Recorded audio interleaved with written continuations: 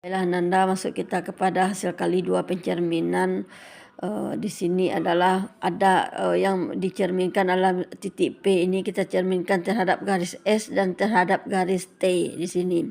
Jika S ini sejajar dengan T, seperti apa terjadi?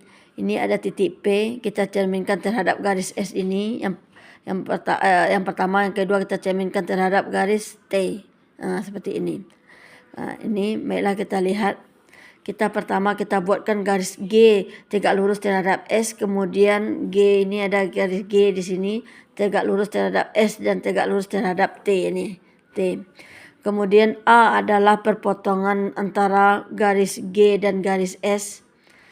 A ada perpotongan antara garis G dengan garis S, ini garis G dan garis S. Kemudian ada B, ada garis B, yaitu perpotongan antara garis G dengan garis T.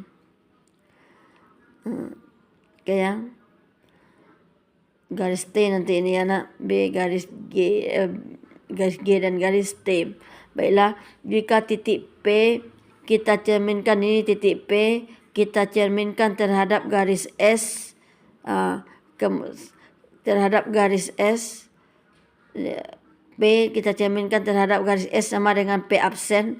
Kemudian dicerminkan lagi terhadap garis G. G ini garis G sama dengan P1 ya. Nah ini dia P1. Kemudian ini dapat dia. Kemudian jika P1 kita cerminkan terhadap G, kita cerminkan lagi terhadap G ke sini, P absen. Kemudian dicerminkan lagi terhadap T sama dengan P double absen.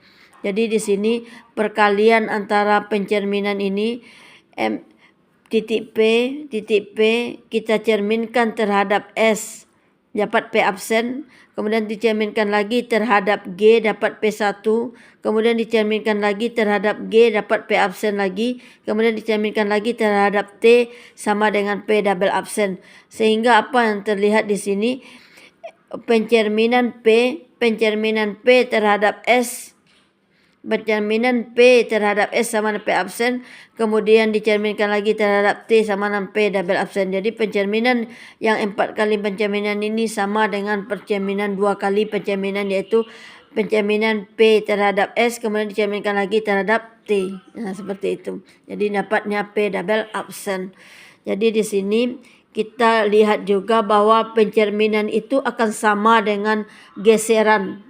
Geseran terhadap CD atau 2 kali AB.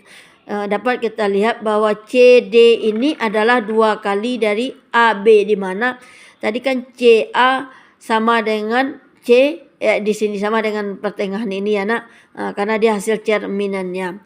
Kemudian yang ini titik ini dicerminkan ini dicerminkan kembali ke D.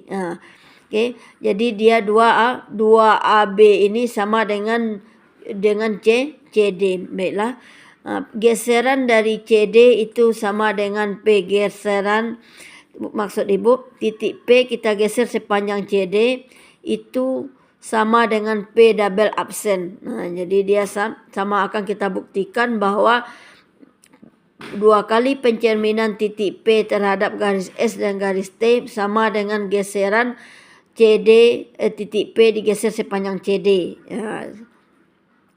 Jadi apa yang didapatkan di sini, bahwa titik P digeser sepanjang CD itu sama juga dengan P double absen. Titik P ini digeser sepanjang CD sama dengan P double absen. Jadi sama juga dengan titik P dicerminkan terhadap garis S sama dengan P absen, kemudian dicerminkan lagi terhadap garis T sama dengan P double absen. Jadi dapat kita simpulkan bahwa 2 kali pencerminan sama dengan sebuah geseran. Jadi titik involusi itu adalah sama dengan identitas. Oke. Baiklah, itu tentang pencerminan.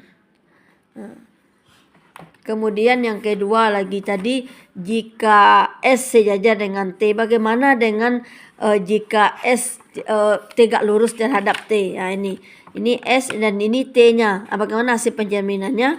Jika titik P dicerminkan,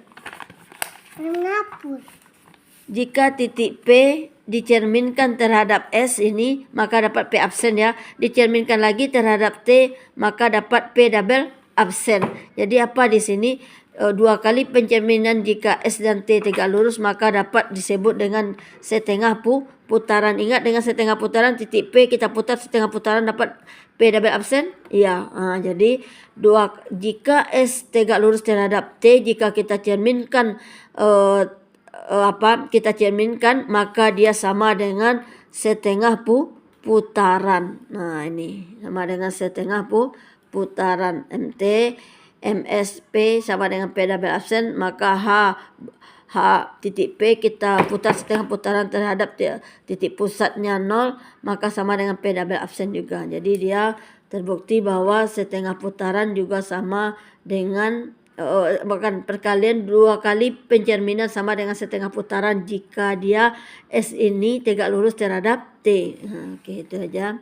Itu dia untuk materi dua kali hasil pencerminan. Untuk mencari ke soalnya tetap kita mengerjakan dua kali pencerminan seperti yang sebelumnya, materi sebelumnya.